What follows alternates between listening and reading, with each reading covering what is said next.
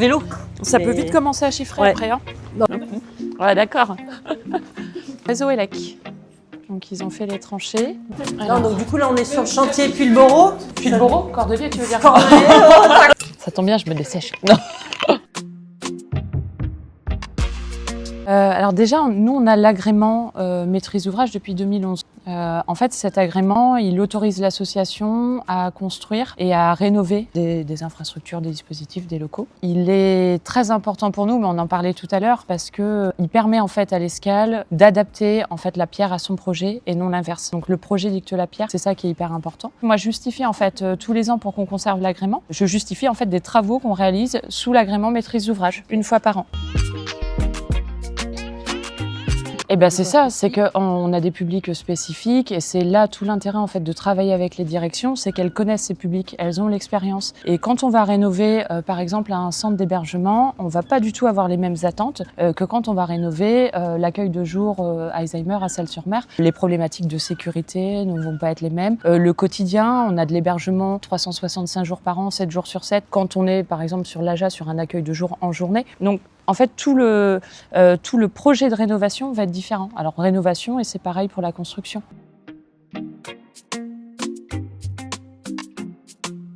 En fait, en quelques mots, le maître d'ouvrage, nous, on est le client. Nous, on va emmener le besoin, le projet, sous quel délai on aimerait que ça soit réalisé, et bien sûr le coût, enfin le budget. Le maître d'œuvre, en fait, on va lui donner tout ça, et lui, il va rédiger le projet, donc techniquement surtout. Et souvent, maîtrise d'œuvre, on pense que c'est l'architecte, mais c'est pas que lui. Ça va être les bureaux d'études fluides, acoustique, l'OPC qui va gérer les plannings. Donc en fait, on a des fonctions différentes, mais on est complémentaires.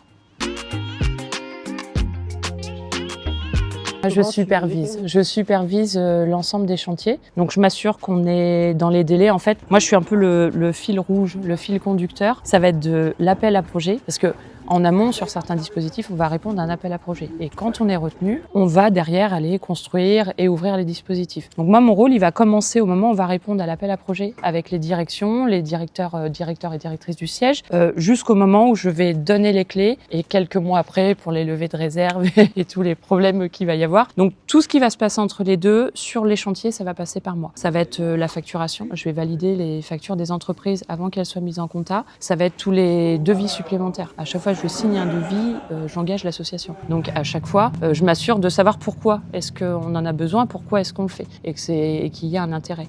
Ça va être tous les liens avec les bureaux d'études, l'architecte, les demandes de raccordement, gérer le planning aussi. Il arrive que je sois obligée aussi taper un peu du poing sur la table pour qu'on soit dans les délais. Voilà, c'est multiple en fait, et avec aussi bien en interne qu'en externe. Donc je travaille aussi bien avec tous les interlocuteurs externes, dans ce que je disais, maîtrise d'œuvre, bureau d'études, entreprise, parce que chaque chantier c'est des entreprises différentes, c'est des architectes différents, qu'en interne. En interne, on va avoir les directions qui sont concernées par ce dispositif, on va avoir la comptabilité, on va avoir aussi derrière le service ressources humaines quand ils vont recruter pour ces nouveaux dispositifs, on va avoir la communication, j'ai pensé. Il y a la communication aussi, mais la communication aussi avec tous les partenaires. Quand on va ouvrir un dispositif, tu en as fait de la communication sur l'AJA. Donc c'est en fait c'est vraiment transversal avec tous les services de l'association. Je suis un peu le référent, si tu veux, je suis un peu le référent quand on a des questions sur les plans, sur est-ce qu'on a installé, on va installer un lave-main, combien va y avoir de places de parking, la taille des chambres, tout ça, ça va passer par moi. J'ai pas toutes les réponses, mais mon rôle, c'est justement de trouver, si moi j'ai pas la réponse, qui pourra me la donner, et puis de régler les problèmes qu'on peut avoir au milieu, quoi.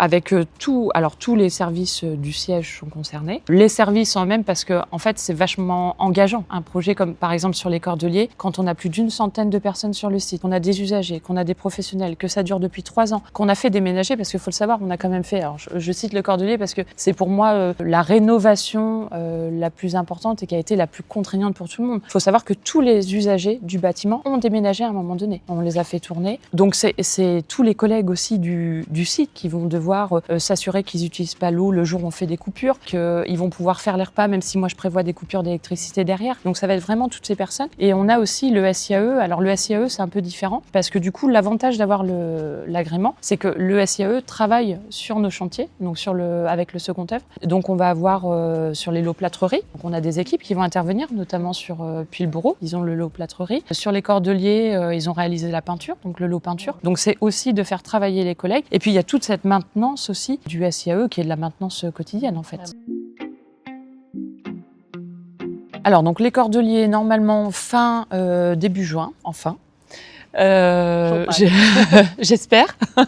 Ensuite, on a la pension de famille de Pressuire. Donc, on a 20 logements, avec aussi une partie collective, avec une maison de gardien. Normalement, on termine le chantier en juin, à peu près, le temps de faire la levée de réserve. Le travail derrière avec les différents partenaires et tout ça. Donc, ouverture normalement en septembre. Et on a le gros chantier de Puylleborough. Donc là, sur ce site, on va avoir donc une pension de famille de 21 logements. On va avoir également, et ça c'est la première fois au sein de l'association, qu'on va avoir 8 logements jeunes, toute première. Et on a aussi donc le centre de soins, qui est donc ici, en centre-ville de La Rochelle, le pôle soins à domicile qui va déménager sur ce site. Donc ça va être, je pense, un chouette chantier et un chouette site. Il y en a quelques-unes. Alors, il y a la visite du vide sanitaire des Cordeliers. On nous avait décrit ça comme la bouche de l'enfer, le truc.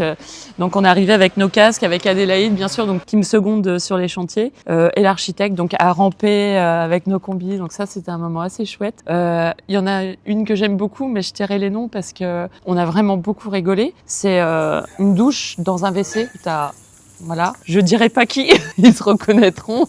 Je dirais pas les noms. Bon, bien sûr, ça a fini sur ma liste de travaux après. Et une petite dernière quand même que j'aime bien aussi, j'ai gardé quelques souvenirs en photo, où nos collègues tout fiers sont arrivés d'avoir rebouché tous les trous dans les murs sur un étage. Sauf qu'ils ont y compris rebouché les trous que venait faire le plombier pour passer sa VMC. Donc c'était un bon moment. Mais c'est des bons moments. Et puis en plus, sur les chantiers aussi, ce que j'aime, c'est qu'il y a de l'humain. C'est qu'il y a de l'humain parce que c'est ce que je disais tout à l'heure, c'est des entreprises différentes sur tous les chantiers, quasiment. C'est des architectes différents. Et quand on est sur des chantiers comme celui-ci, qui peuvent durer longtemps, là, on a passé 3 ans ensemble sur toutes les réunions de chantier. Donc il y a toutes les réunions de chantier formelles et il y a tous ces temps d'échange en dehors, ces autres réunions informelles qu'on a pu avoir. Je saurais même pas comptabiliser le nombre que ça fait. Mais en fait, on passe tout ce temps avec des humains qui ont aussi des évolutions de leur côté, dans leur vie, dans plein de choses. Donc vraiment l'échange qu'on a avec toutes les entreprises. Et je pense vraiment que c'est primordial. C'est ça qui fait qu'on arrive à avancer, même quand c'est difficile. C'est ça qui fait qu'on arrive à trouver des compromis aussi. Parce qu'on n'est pas toujours d'accord, parce que c'est pas que simple, parce qu'il y a de l'argent aussi en jeu. Donc on arrive par l'humain, par ces échanges qu'on a, à trouver des solutions ensemble. Et je pense que c'est vraiment ce qui me plaît. C'est de savoir aussi pourquoi on le fait et pour qui on le fait. Enfin, ça fait 17 ans que je suis à l'Escale et je pense que quand ça fait 17 ans que tu es à l'Escale, c'est qu'il y a une bonne raison. Donc je pense que de savoir pourquoi, pour qui je le fais, c'est ça aussi. En fait, moi, ce que j'aime, c'est quand je pars des chantiers, me dire je suis heureuse de ce qu'on leur laisse, que ce soit professionnel et aux usagers. Voilà. Moi, je pense que c'est ça, l'humain, et ça, vraiment, les deux enjeux pour moi. Merci. Le fameux vide sanitaire qu'on a visité. Donc là, tu nous amènes où, Aude ? En chaufferie. La chaufferie. Alors la chaufferie, c'est quoi du coup l'avantage ? Vous allez voir l'installation. On avait une installation qui était très vétuste. Et quand j'ai entendu cet hiver les usagers me dire pour la première fois, on n'a pas eu froid. Alors après, ça a été le fruit de beaucoup de réglages pour arriver à une température. Donc on a une bête de course. Elle est magnifique. Il faut comparer avec l'ancienne. Elle est magnifique, mais c'est des heures de boulot. Donc ça, c'est un réel enjeu et c'est pour ça aussi que l'ANA nous a financé parce qu'on a réalisé un diag au préalable. Ils ont financé en fait une étude au préalable et ça, c'est un des gros enjeux en fait sur le bâtiment.